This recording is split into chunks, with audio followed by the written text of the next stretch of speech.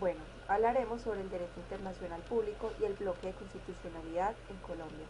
Mi nombre es Geraldine Arzayus Henao, estudiante de la Facultad de Derecho de la Universidad del SINU y curso sexto semestre.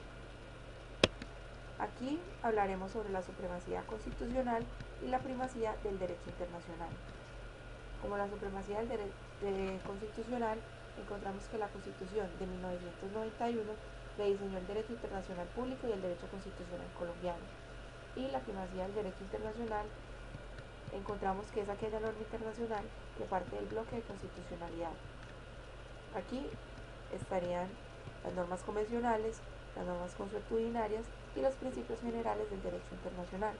En cuanto a las normas convencionales, encontramos el derecho internacional humanitario y que debe tener fundamento expreso en la Constitución y debe reconocer el derecho humano. Y en cuanto a las normas consuetudinarias, encontramos los derechos humanos, que hacen que se vuelvan normas de ius cogens al ser integradas con los textos constitucionales, y encontramos las normas pertenecientes al derecho internacional humanitario, que integran automáticamente el bloque de constitucionalidad. En cuanto a los principios generales del derecho internacional, son aquellos que operan de manera automática dentro del ordenamiento y hacen parte del bloque de constitucionalidad. Encontramos unas limitaciones al ejercicio de las competencias de las autoridades públicas, las cuales vendrían siendo la competencia del Congreso frente a la legalidad internacional, la rama ejecutiva y las normas internacionales, y la actividad judicial frente a la legalidad internacional. Entre las funciones encontramos las funciones que producen un efecto imperativo.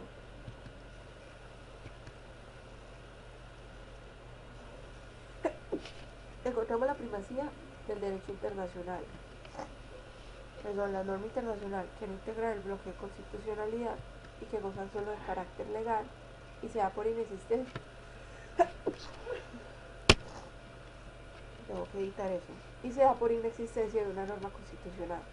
Su salvaguarda queda en cabeza del juez contencioso administrativo a través ya sea de una acción de nulidad o una acción de nulidad y restablecimiento.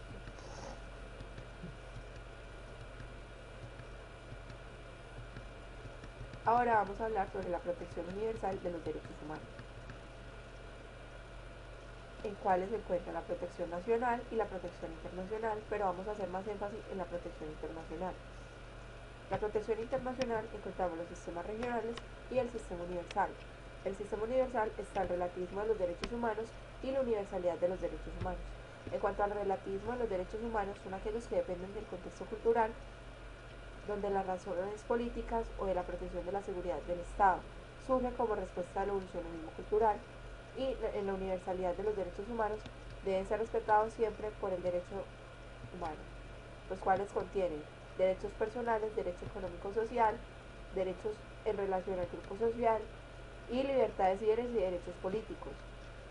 En cuanto encontramos unas fuentes, las cuales son la Carta de las Naciones Unidas y Declaración Universal de los Derechos Humanos y los tratados específicos sobre derechos humanos.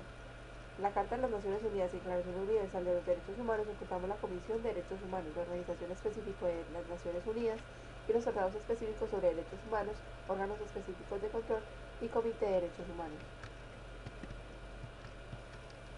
Aquí encontramos unas críticas y un énfasis en cuanto a América Latina y los derechos humanos.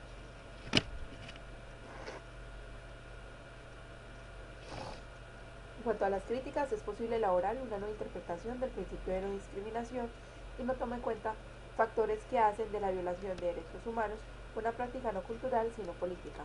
En cuanto a América Latina, las nociones que revitalizan los derechos humanos, la concepción de algunos grupos alcanzados en armas, el relativismo cultural y la noción de seguridad social. En cuanto a derechos humanos, la variación cultural, las sustancias de los derechos humanos, la interpretación que reciben y las formas en que son implementadas.